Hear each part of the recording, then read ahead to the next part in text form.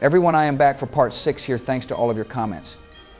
Now I see Donald has made his way to the Gardenia and fixed that wall glitch from the last time too, so make sure to hit the like and subscribe button for us as we're pumping these out for you all. And I'm back 2 boys and the girls. Jizzy Joe Biden, the Redeemer, is here to watch Donald get pummeled by yet another gym leader. So buddy, how many times does it take you to beat this one then, off screen, before deciding to hit the record button? All right, you two, first off, stop trying to dethrone me. And also, I haven't battled Gardenia yet. What you're all seeing right now is my first try, and this is the truth. I know she'll be tough, though, considering how brutal Rourke was, but at least she won't have cheap fossil Pokemon with the most busted moves. This battle is already off to a great start, though. Saying that, this is how Rourke started, and then it was all downhill from there, but regardless, I believe in you, bro.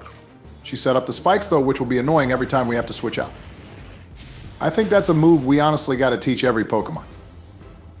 And of course this worm madam has some random busted ass berry that makes it somehow survive a flame wheel attack, which usually would be super effective.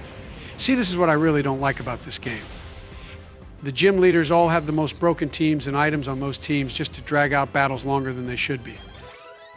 That's what makes it very difficult, as I've explained to you many times, you dumbass.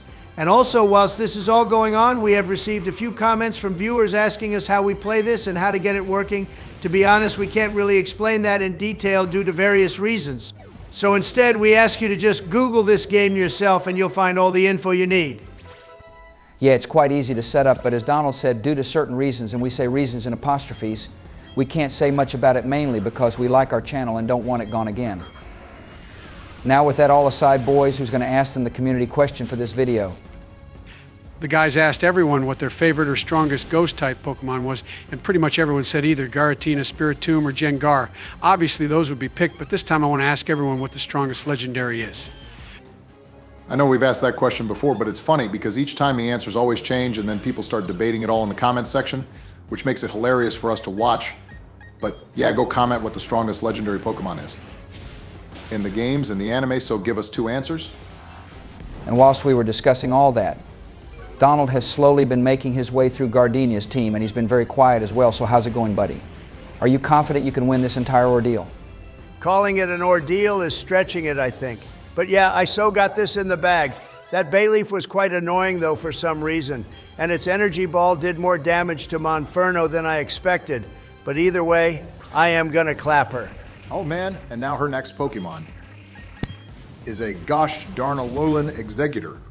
The thing is so big it's not even fitting on the damn screen. And on top of that, this thing is part Dragon type too, boys. Yeah, being Dragon type will make things difficult. Usually we don't encounter that type for a very long time in the normal games. Hopefully this thing won't whip out the Dragon Pulse or Draco Meteor on us though. Otherwise we're gonna be absolutely ruined. And as some of you may have noticed, our voices might sound a little different from a few minutes ago.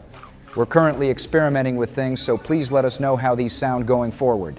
Personally, I feel like a new light has been breathed into me. And now to deal with this long-necked demon. Monferno already got wiped out somehow, so I guess this is her ultimate counter to fire types, guys. Yeah, I didn't expect her to have something like this. She's whipping out all the stops right now to put an end to Donald's rampage. Each gym leader is just getting stronger, so the next one is going to be even more hell. I think the next leader is Fantina. But hold your horses on that battle, Jizzy Joe. Donald hasn't beaten this one yet, and she's properly making his life miserable right now with these grass-type strats. Oh my God, and of course she has Bulldoze on this thing too. I bet she hacked this guy in from Alola because there's no way she caught it here first of all. I mean, she always loves leaving her gym randomly. So I bet she took a spontaneous trip to the Alola region just for this Pokemon. She is so cheap. She has the harvest ability, which means her berry, which heals up her health, never runs out. And on top of that, she has synthesis as well, which heals up even more of her health. This battle is going to be one infinite loop if you don't smack this thing back to where it belongs, Donnie. I'm trying to find a positive spin on this whole situation, but I'm really struggling to find one.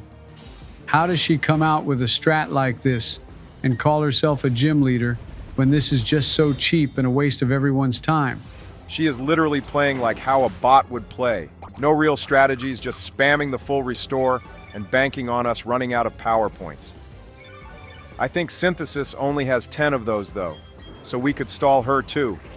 This is the type of scenario where we really need a move like Toxic. That would slowly eat away at her health, and as each turn goes by, it does more damage, which means her stupid harvest ability will be pointless. Yeah, well, we won't be able to get Toxic until we reach Hardhome City. I think the TM for that is in one of the routes down south from that city. But I'll definitely be grabbing that as soon as we can. I guess for now, you just gotta try get lucky with a critical hit or something then, dude. Not much advice we can give you when she decides to pull a stunt like this one.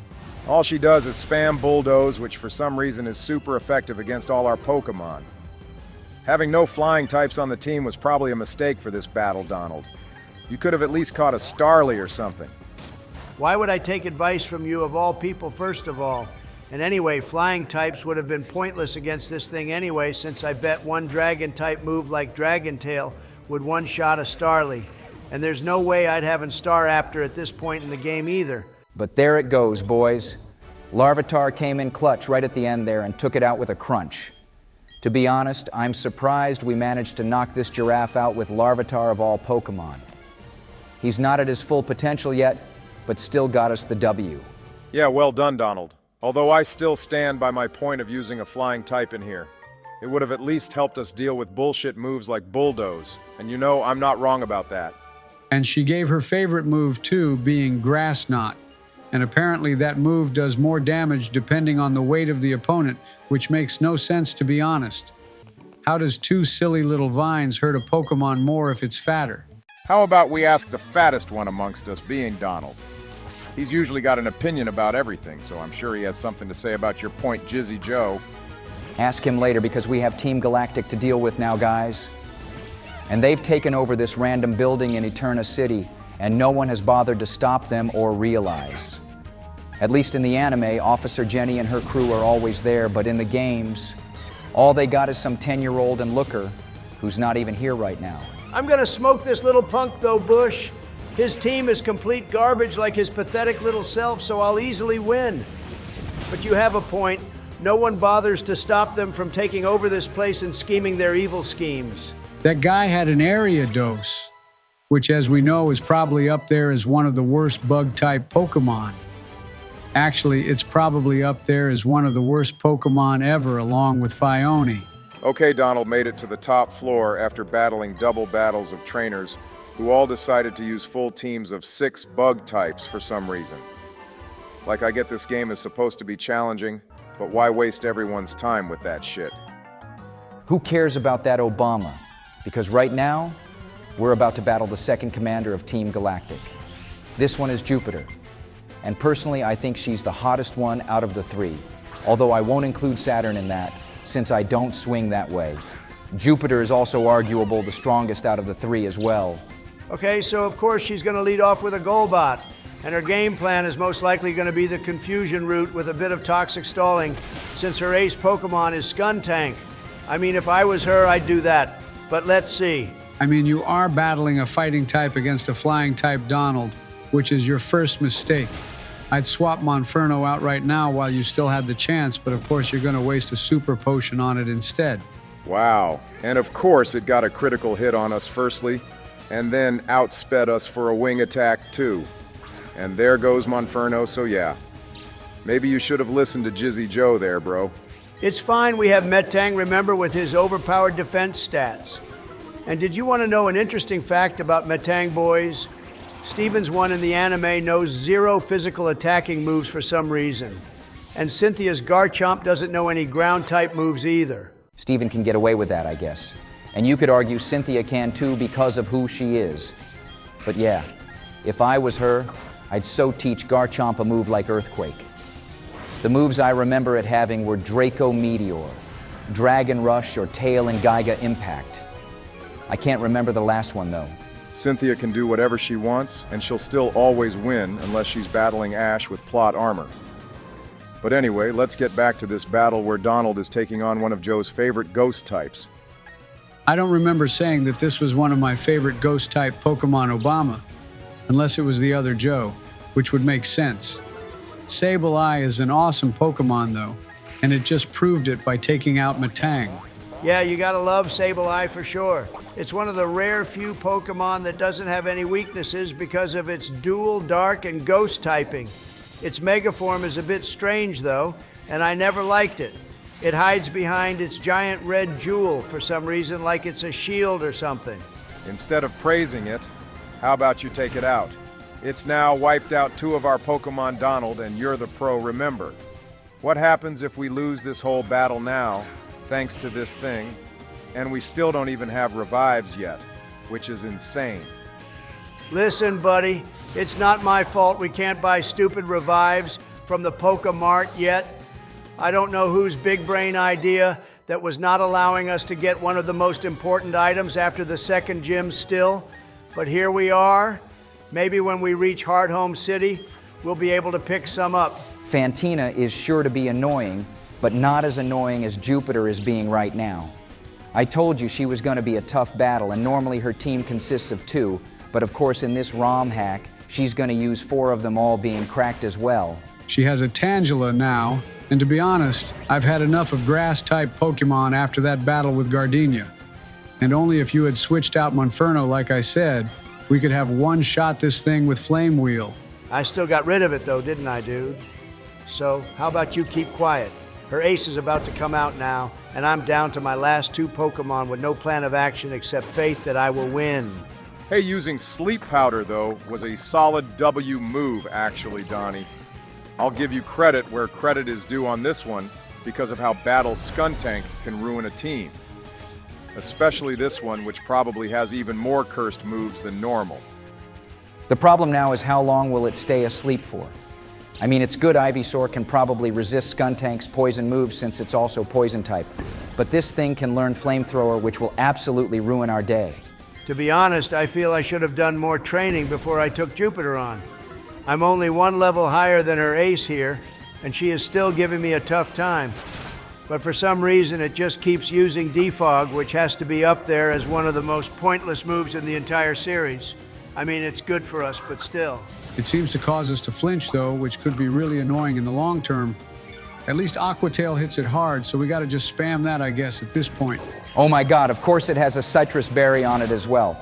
I mean, why not just use a fucking full restore too at this point, the stupid little peasant? This battle is so dumb, and she is definitely a lot worse than Commander Mars. Well, now she's actually going to attack for the first time with Night Slash, and that move slammed my poor Marsh Stomp. Yep, congrats you fool, Donald. Now Marshtomp is gone, and we only have Ivysaur left to deal with this brute of a Pokemon. I bet the Skuntank lovers are creaming right now seeing all this go on. The only way to win this battle against Jupiter is spam the Sleepy Joe move and then use Seed Bomb. I have no other advice for you in this cursed situation. And now it's using Defog again. I don't understand its strategy in this battle at all. But hey, as long as Flamethrower doesn't come out, then we're gonna be fine. She has like 5 health points left though, boys, so we got this one in the bag.